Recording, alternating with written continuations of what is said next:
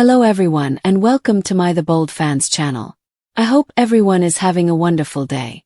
Before we begin, please hit the subscribe button and give this video a thumbs up.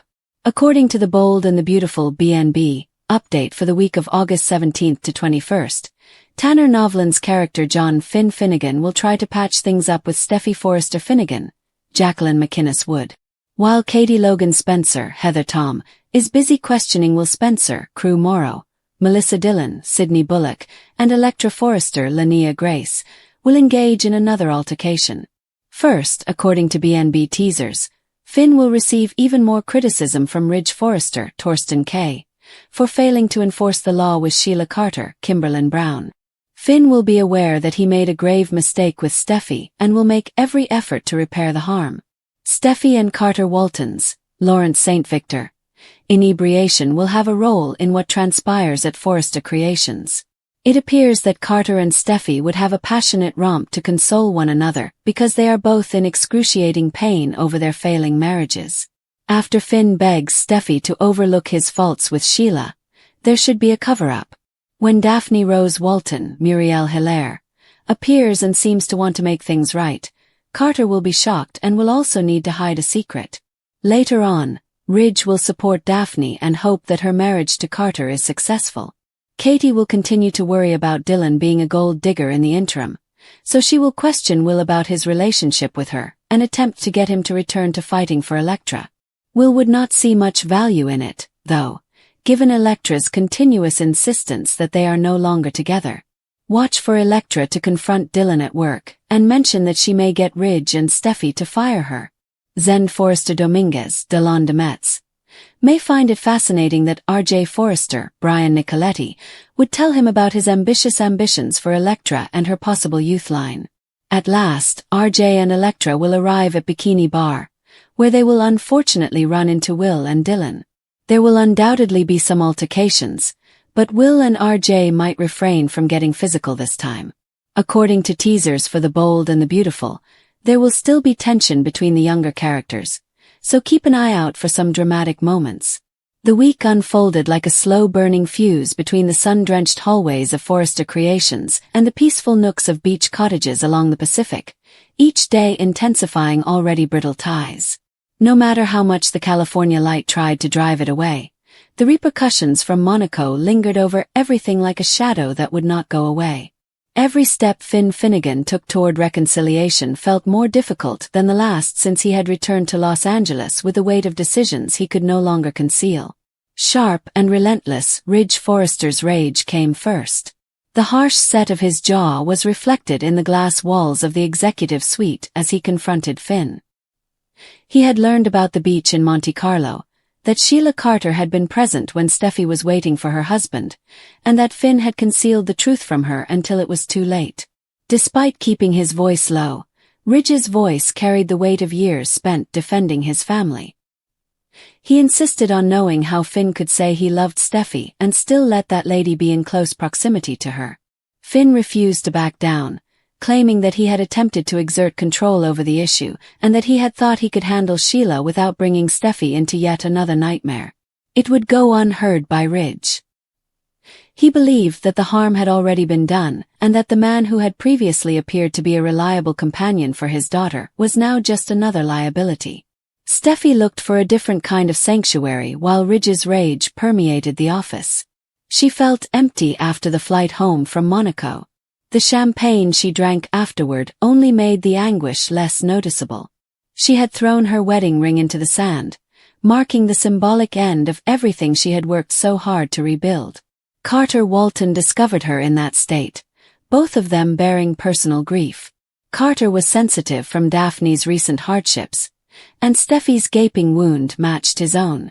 The city lights flickered outside the windows as they sat together in the calm of the Forrester living room. At first words came slowly, then more readily. Steffi talked about how she felt betrayed, not only by Finn's silence but also by Sheila's constant interference in every attempt at happiness. Carter listened without passing judgment, providing the uncomplicated presence of someone who knew what it was like to watch a marriage struggle. For a few hours, the world outside the room seemed far enough away to bear, and their mutual comfort served as a brief haven that neither of them had anticipated being in need of. Finn tried to bridge the gap he had built during the course of the following day. He was determined to show Steffi that he had never intended to harm her, so he arrived at the house with well-considered remarks.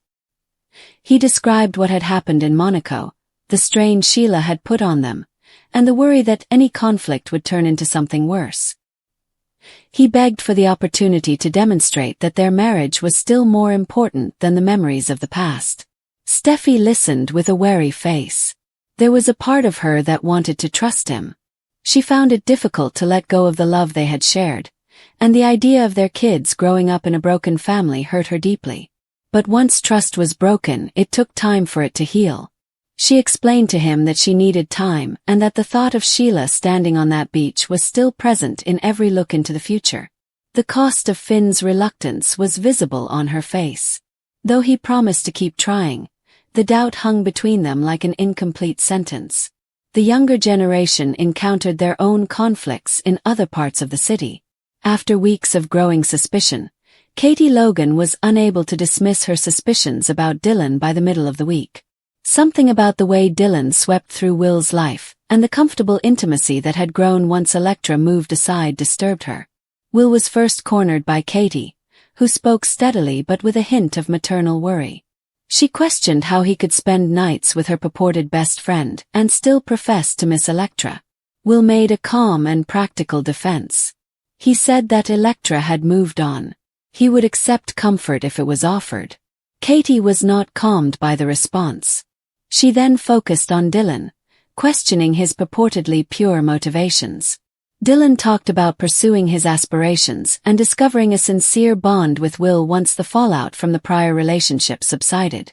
Katie was still not persuaded. According to her observations, the Spencer name was associated with both privilege and vulnerability, and people seldom showed up without a purpose. She was very clear that she would be observing. With the power of something long repressed, Electra and Dylan's confrontation broke out. The polished floors and framed designs of Forrester Creations, where they first met, served as an odd setting for the caustic remarks that followed. Electra's rage was exact. She accused Dylan of entering Will's life as soon as her own connection with him ended, breaking boundaries that friendship ought to have guarded. Dylan attempted to clarify that feelings had just changed and that nothing had been planned. It would not be accepted by Electra. Invoking the power of her last name, she raised her voice. She identified herself as Electra Forrester and stated that Dylan's presence at the company may be terminated if she determined that it had become problematic. With the luxury that only a Forrester could exercise so carelessly, the danger lingered in the air. Dylan's expression stiffened, but she refused to back down. Both women left the debate unresolved, knowing that the next meeting would be considerably more significant. There was a momentary change in emphasis on Thursday as R.J. Forrester came to Zend with a fresh concept. The idea revolved around a youth-focused line, which might broaden Forrester's customer base and increase Electra's involvement. The kind of creative energy that has always characterized the family firm at its best was evident in R.J.'s sincere enthusiasm. Zend listened intently, balancing the promise with the practical requirements. Their exchange served as a brief reminder that the business was still progressing despite the prospect of personal tragedies engulfing all of its employees. That same day, Carter and Daphne discovered their own brittle understanding. They had been put to the test in unexpected ways by the stress of the past few weeks, yet something in their common struggle made it possible for them to be open and honest. They accepted the growing gap between them and the idea that their future might not be what they had initially envisioned. The talk opened a door that had appeared to be closed, yet it did not take away the suffering. Later, Daphne went to Ridge and told him about the personal struggles she was still engaged in. Ridge listened with the patience of a man who had witnessed too many people he cared about suffer, still harboring the fire from his altercation with Finn. Instead of offering simple consolation, his counsel was calculated and based on experience. Tensions that had been building for the entire week found a public forum by Friday. When Dylan and Will got at Bikini, they anticipated a typical evening, but instead they ran into RJ along with Electra. The discomfort struck right away. Discussions came to a halt. Too much time was spent staring. Every whispered complaint was heightened by the sight of Dylan next to Will, and Electra's earlier threat continued to reverberate. RJ attempted to maintain a light-hearted atmosphere, but it was hard to ignore the undercurrent. Will moved uneasily, torn between his new relationship with Dylan and the lingering sentiments he had for Electra. Even though Katie wasn't there, her earlier inquiries appeared to loom over the dinner. No one was deceived by the four of them's forced civility as they navigated the encounter. Each exit carried the feeling that the evening had merely delayed the next clash. Finn persisted in his covert effort to win Steffi's forgiveness throughout the week. He showed up out of the blue, making little actions that conveyed dedication rather than lofty proclamations. Steffi continued to exercise caution. She spent time with Carter, and their mutual understanding served as a protective barrier against the loneliness that threatened to consume her. However, she was unable to completely let go of the man she had previously put her complete trust in. They were tied by the children, and just because trust had been broken did not mean that their common history would disappear. She wondered whether Monaco's sand had claimed more than metal when she gazed at the empty spot on her finger where the ring had once rested late one evening. Ridge's resentment of Finn did not go away, but it became more deliberate. He made it plain that Finn's standing in the family would suffer greatly if he continued to interact with Sheila. We got the message. Finn realized that returning to Steffi would involve more than just an apology. It would require a total detachment from the forces that had put their lives in peril on several occasions. The question of whether he could accomplish that remained unanswered and would influence the days that followed. Following the altercation with Electra, Katie began to examine Dylan more closely. She started asking more subdued questions of persons who had known Dylan prior to his relocation to Los Angeles in an effort to find trends that would support or allay her fears. Will pushed back, arguing that Dylan should be given the benefit of the doubt after observing the change in his mother's attitude. Mother and son experienced a new level of stress as a result of the argument, which neither of them desired but both acknowledged was unavoidable. Aware of the mounting pressure, Dylan made an effort to demonstrate her sincerity by being present all the time and offering modest gestures of support, but each action seemed to invite more scrutiny. Electra brought the tension from her disagreement with Dylan to her work. The prospect of working with RJ to lead a new youth line provided a diversion and an opportunity to focus attention on something positive. However, the personal injury persisted. Replaying the exchange, she wondered if her threat had been warranted or just the result of hurt pride. She had power because of the Forrester name, but it also made her feel alone in ways she was just starting to comprehend. The numerous threads were still unresolved as the week came to an end. Finn's appeal went unanswered. Dylan and Electra's confrontation had established distinct lines of battle without identifying a winner. Will's doubts had been sown by Katie's interrogation of him, and they would not go away. Everyone at Bikini became more conscious of the intricate web that connected them as a result of the awkward interaction. While Daphne's talk with Ridge indicated that support might still be found in unexpected places, Carter and Daphne's fledgling understanding gave a glimmer of hope. With the roads humming and the water level against the coast, Los Angeles maintained its apathetic rhythm. The emotional climate was still unstable inside the homes and workplaces of the Forresters, Logans, and those who had become involved with them. Rebuilding trust took more than just words. Once put to the test, loyalties showed their hidden weaknesses or their actual strength. Easy solutions had not been provided during the week of August 17th. Each person was left to choose how much of the past they were ready to carry into whatever came next, as it had only made the questions more complex. Finn was waiting for a hint that Steffi might still pick him. Electra considered the price of her strength. With the intense resolve of a mother who had already suffered too much, Katie guarded her kid. The city held its breath, waiting for the next spark to ignite the next fire, somewhere in the silence after midnight. The week of August 17th unfolded like a meticulously crafted tapestry of treachery, longing, and unsolved tensions amid the sun-drenched hallways of Forrester Creations and the luxury estates strewn throughout Los Angeles. The lives of those associated with the Forrester and Spencer families were still plagued by the events that had occurred in Monaco the week before. The fragile peace that Steffi Forrester and Finn Finnegan had managed to restore was destroyed by Sheila Carter's sudden visit in the exact location where they had once reconnected after thinking each other dead. Finn had neglected to inform his wife that he had been pursued across the ocean by his biological mother, the same lady who had shot them both and abandoned them for dead. More harm was caused by that one omission than by any open dispute. More intense than the California sun was Ridge Forrester's wrath. The patriarch did not try to control his anger on Monday. He faced Finn with all the intensity of a parent who had already witnessed too much for his daughter. Ridge insisted on answers. How could Finn have let Sheila get close to Steffi? Given how hard the family had battled to move past Sheila's aggression, how could he have kept such a hazardous secret? Finn had no resistance as he stood in front of his father-in-law. He had thought he could manage the matter. He had assumed that he would have to deal with Sheila himself in order to safeguard Steffi. Ridge simply witnessed another betrayal and failure on the part of the man who had vowed to protect his daughter. Even though Ridge's remarks were painful, Finn's focus was on getting to Steffi before the harm was irreversible. The disagreement left him reeling. There was more to Steffi's return from Monaco than just jet lag.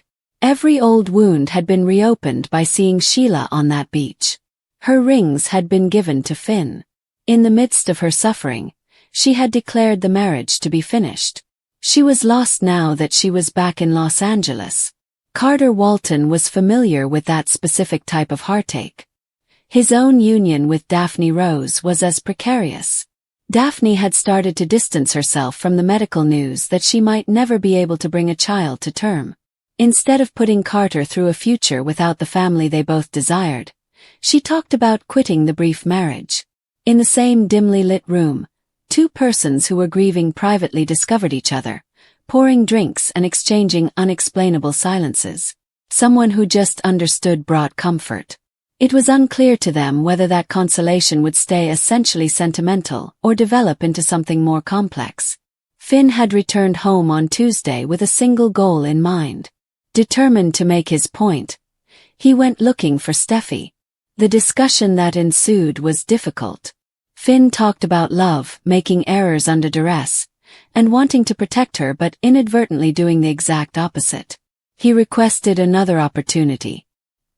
He encouraged her to put Sheila's presence aside and focus on the years they had spent together, the kids they had, and the life they had battled so hard to recapture after coming dangerously close to death. Steffi paid attention. Her heart longed to trust him. Sheila standing on that Monaco coast, a living reminder that some perils never really vanished, kept coming back to her mind. Once so completely shattered, trust took time to heal. That's what she told him. There was no definitive response to the request that lingered between them. Knowing that the work ahead of him would be difficult and protracted, Finn exited the meeting. A younger group of disputes gained momentum while the older generation struggled with unfulfilled promises and shaky trust. With growing discomfort, Katie Logan had seen her son Will Spencer become more intimate with Dylan.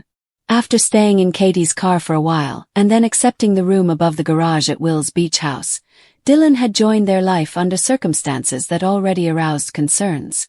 Katie had previously challenged Dylan. She had questioned why a young woman who aspired to be a model had become so devoted to her son. Those suspicions grew more intense on Wednesday. Katie put direct pressure on Will. She questioned why, despite sharing a bed with Electra's purported buddy, he mentioned missing Electra Forrester. It hurt to be so hypocritical. Will stood up for himself with the directness of someone who was still processing his emotions. He said that Electra had moved on. He would accept consolation if it came in another form. Katie wasn't happy. She recognized patterns that brought to mind opportunistic attachments and manipulations from the past. Her protective tendencies erupted, and her son's interrogation offered little opportunity for simple justifications. Meanwhile, Electra had reached her own breaking point. Family conflicts between the Spencers and Forresters, Will's unintentional punch that struck her great-uncle Eric at Bikini, and Dylan's persistent presence all contributed to the already difficult breakup with Will. After weeks of growing tension, the two young women finally confronted one another on Wednesday. Electra didn't hold back. She reminded Dylan of her role. Electra Forrester was her name. At the organization where Dylan intended to pursue a career, the name was significant. Electra made it obvious what would happen if Dylan persisted in her pursuit of Will and went too deep into what Electra still believed to be her territory. She could guarantee that Dylan's chances at Forrester disappeared. It wasn't a subtle threat. "If I want it, you're gone," the speaker said with the ferocity of someone who had grown up witnessing the dual use of power as a sword and a shield. Dylan retaliated, claiming that Electra was no longer entitled to Will and that her love for him were sincere. Both women were left raw by the dispute, and there was unresolved animosity in the air between them.